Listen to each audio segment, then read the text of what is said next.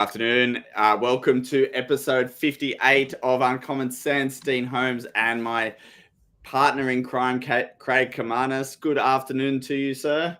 Good afternoon, Dean. How are you, mate? Very good, thank you.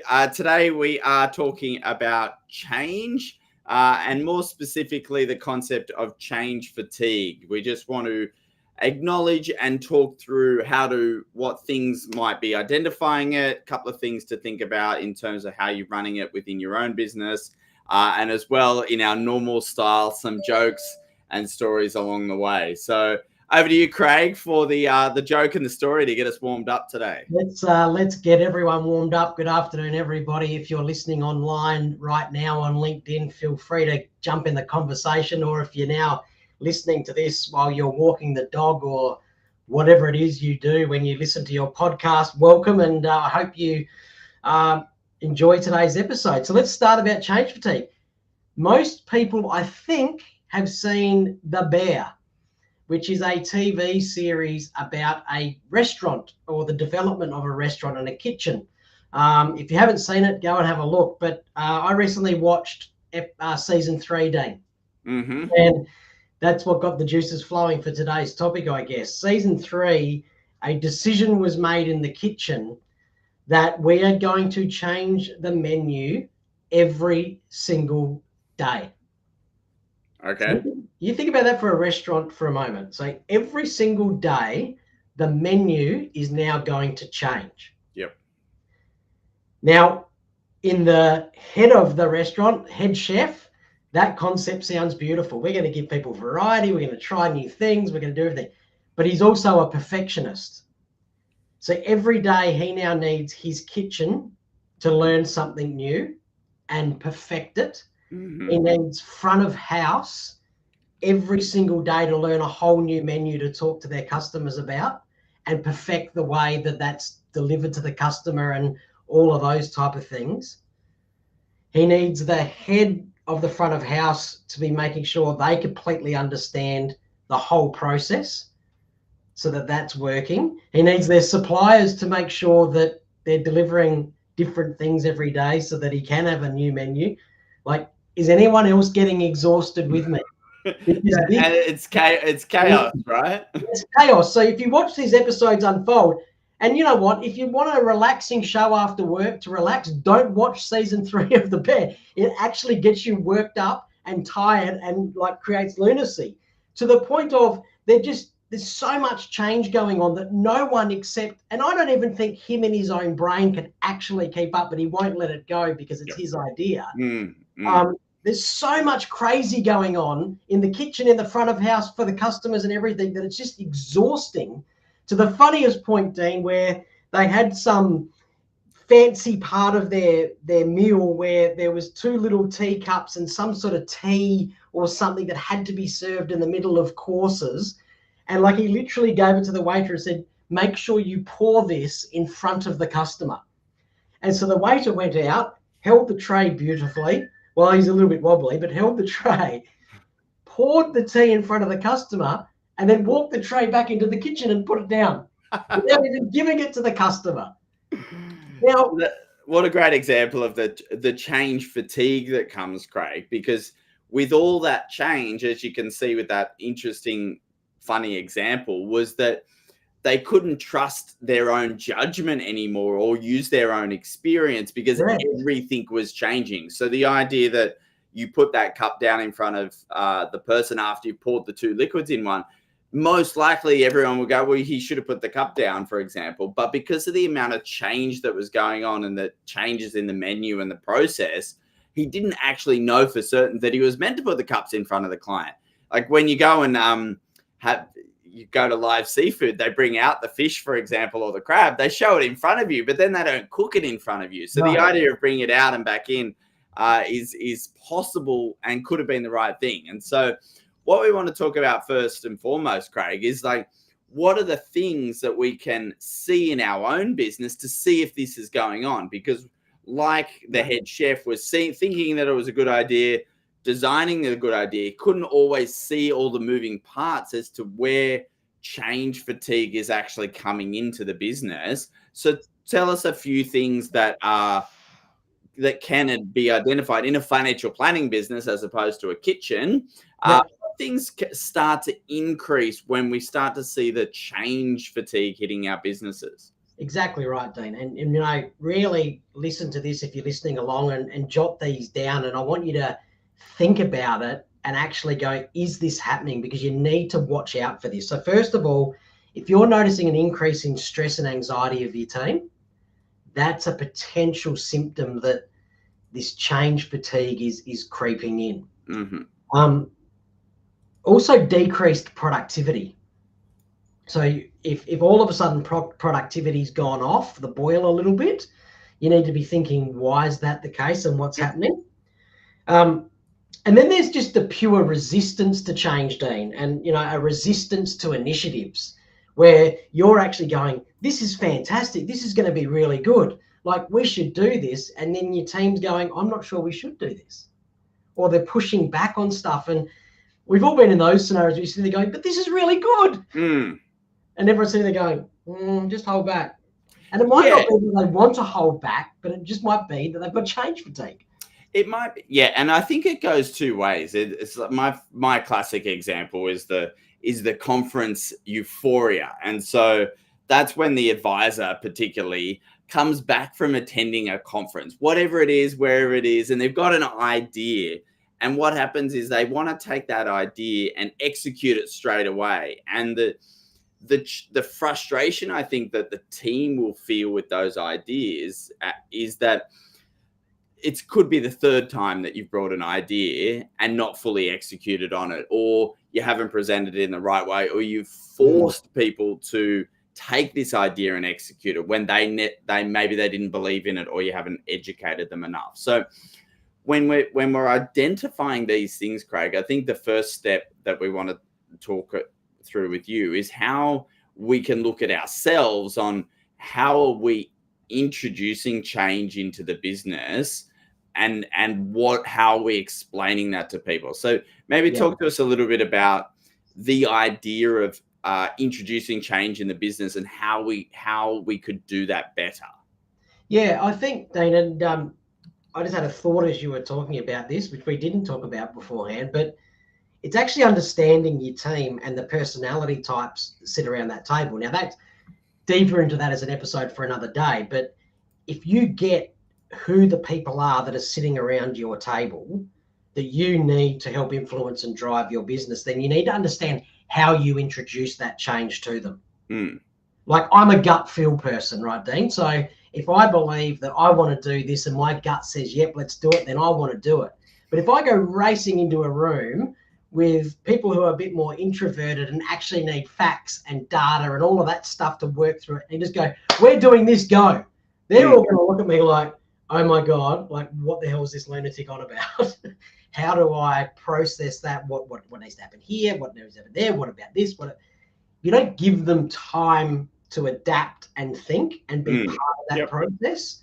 I think that's almost just the no-brainer to this piece. Yeah, absolutely. That bit, then forget about it. Correct. And a special call out to Paul Barrett. There's a spreadsheet behind most things these days, and that's the difference in the personality, or just it's not even the personality, it's the decision-making process, is that some people like Craig and I will maybe make our decisions quicker in our gut and our feel in terms of the way in which we like to execute. And then there's others that just go, once I've built the spreadsheet, then I'm okay. And so neither of those two is wrong, but I think at the making the decision to change means that you've got to give everyone the opportunity to arrive at a similar conclusion and then get consensus after that. The idea that you force change without people even having a, hey, I've got an idea too, opportunity is a really difficult one. Yeah, and there's two categories, right, Dean, isn't there? Running a business, there's some things where you just go, no, 100% that's the way I want it and that's the way it's going to be. And then there's other things I'm really interested to know what everyone thinks. Correct. And how that's going to work. And both of those ideals are fine, because that's always going to be the case in terms of if you're running a business. But on that first bit of, no, that's the way I want it and then that's just the way it's going to be, you still need to actually think through, how am I going to deliver that? How are the people I'm going to tell that? How are they going to react? Do they actually deeply understand why? Right? Because if they don't do any of those things, then I'm just going to start to lose people. And it's just going to seem dictatorship sort of change. Like, that's what we're doing, that's what we're doing, that's what we're doing. That one there to me is more important than the one of I want everyone's feedback. Yeah. To work through. I need to work through the team. I need them to understand why that change is going to happen. Yeah, absolutely. How that's making me feel and why it's making me feel that way, and how it led me to a decision of actually, you know what, I'm just going to captain's call that one. Correct. And you've got to be good at executing at the end of the day. We'll bring back that conference idea thing, because one of the problems with change fatigue is the lack of execution of business ideas in general. And so it's incredibly frustrating to your team if you keep coming up with ideas or keep bringing new ideas to the business where you're still responsible for helping execute that idea and taking it through to completion. And if you bring 3 ideas, you try to force the team to do it, and you don't help execute on those 3 ideas in terms of just thought leadership, accountability, hand-holding, training, resourcing, then you're in trouble. The third time, if you've got a forgiving team, the third time you try to do that, of course there's going to be pushback, because they're sick of changes not being finished, let alone changes being finished. Yeah, exactly right.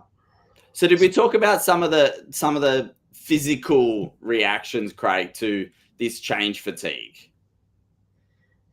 Yeah, well, I mean, the biggest thing here, like, you hear the statement all the time, right? Like, if my employees aren't looked after, then how are we meant to look after the clients? And this is what worries me the most with change fatigue and that physical kind of attribute on your people. It's are they disappearing? Like, are they actually not now showing up? Is your absenteeism going up?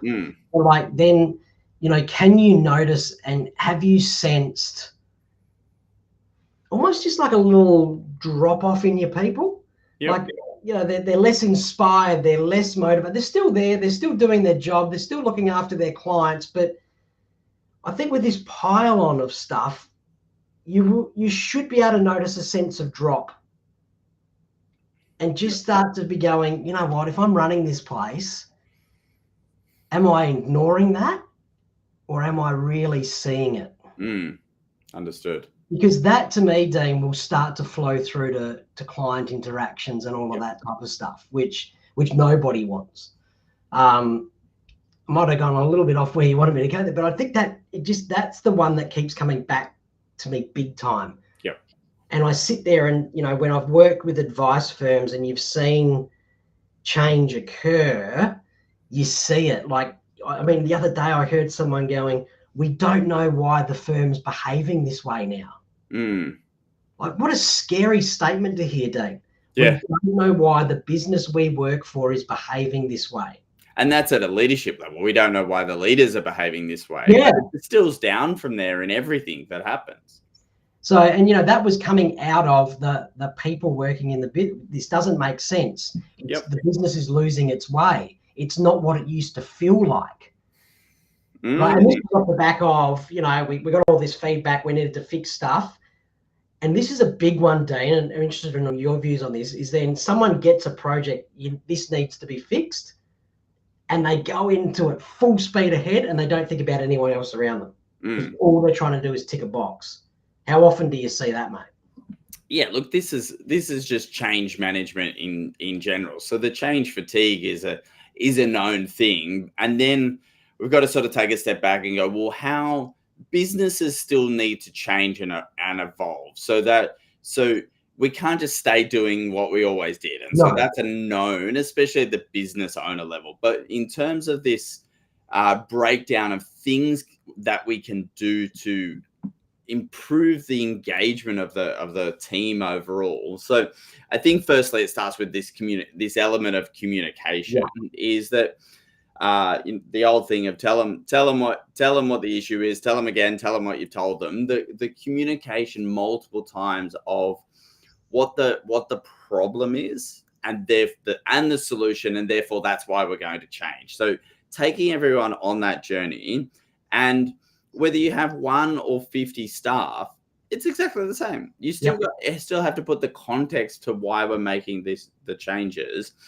And the timing of the execution, or the planning and implementation, is the next phase. And what I've found works really well is spending more time planning and communicating instead of jumping into the execution. Even if it's an easy-ish fix, let's talk and communicate and work out how we're going to do it before we execute. So when we break work down into quarters, the first quarterly goal is just working out what we're going to do and communicating that. And then the second quarter is all about the execution components of it. So we actually break it down into 2 parts so that we spend more time in that planning ahead of implementation. Okay. Second, and then the next step is this engagement from the entire team. So you can keep people informed and involved relatively easily by that communication process. So if you've got 50, you might have more structured. If you've got less, it's probably a little bit easier in terms of that. But even if they're not involved in the doing of the project or the doing of the change, it's really appropriate to keep them informed with what the change is coming down the line and the things that you're doing to get ready for that change. Yeah. It can be a big thing, especially if you were changing technology providers to Xplan from Xplan, for example. Like, that's a big change in the business. And so taking your time at the outset is really important.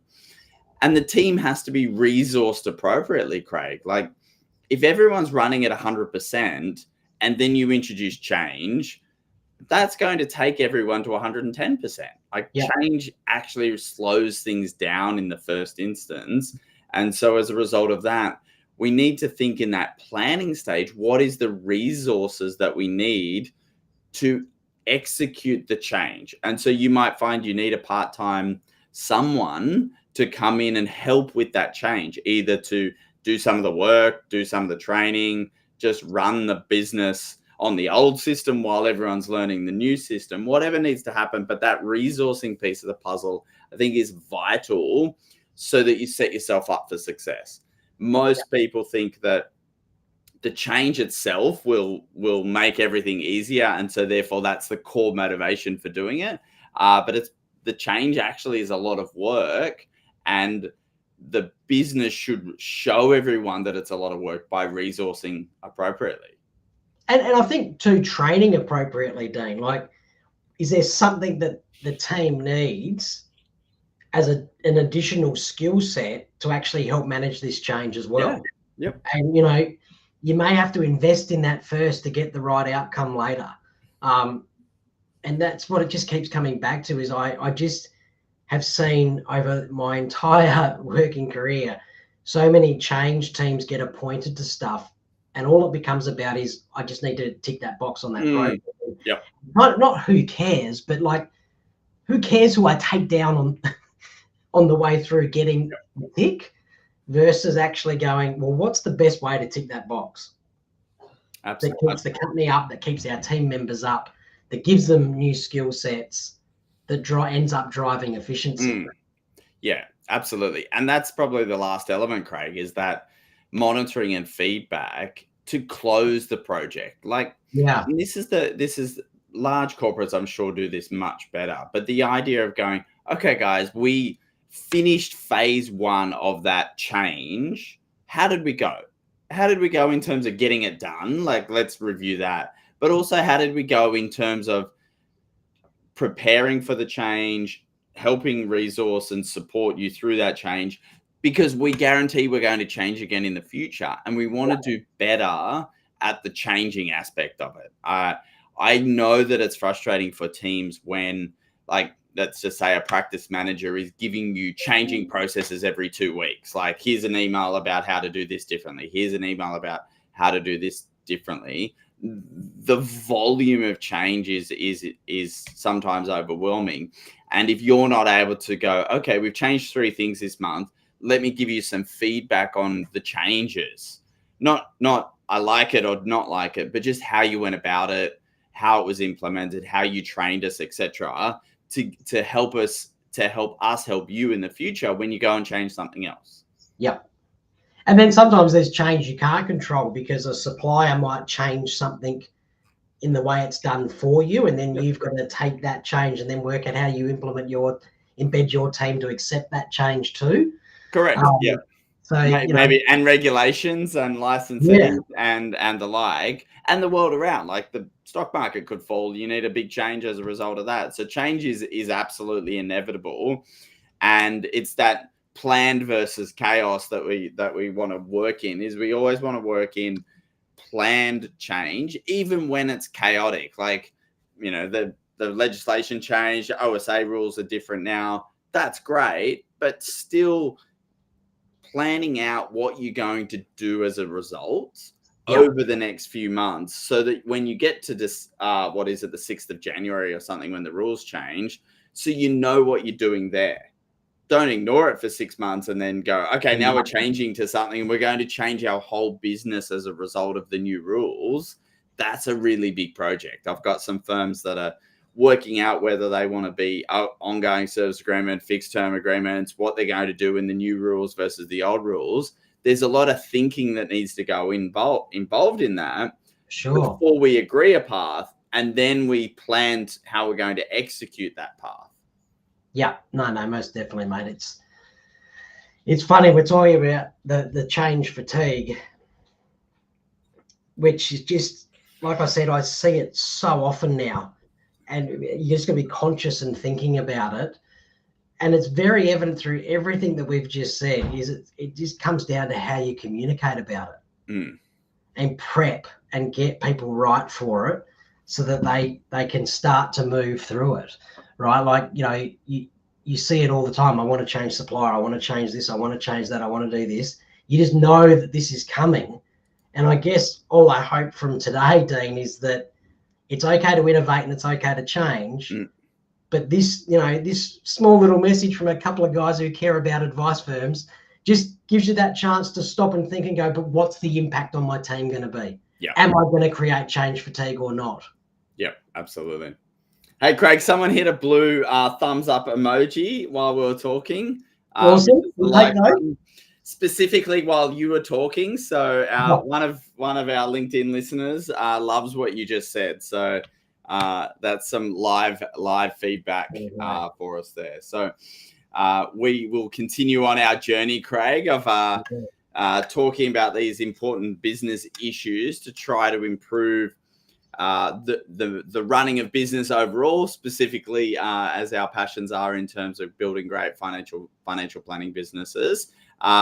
We keep changing somewhat what we do in terms of the structure, what we talk about, but we're always talking about important issues for the business owner to improve over time. So any final words, Craig Kamis? Mate, I think I'm just leaving on my blue thumbs up, to be honest. If you haven't watched The Bear, I think I watched it on Disney, so I'm sure you can watch it on your favorite streaming platforms. It's not any other cooking show. It's a bit of a story to it, but you can learn some interesting things, both from looking at other professionals. You've heard me and Craig talk about that over the years. I look at medicals and I look at great examples of customer or client service through restaurants. And so watch it as an education purpose for that as well.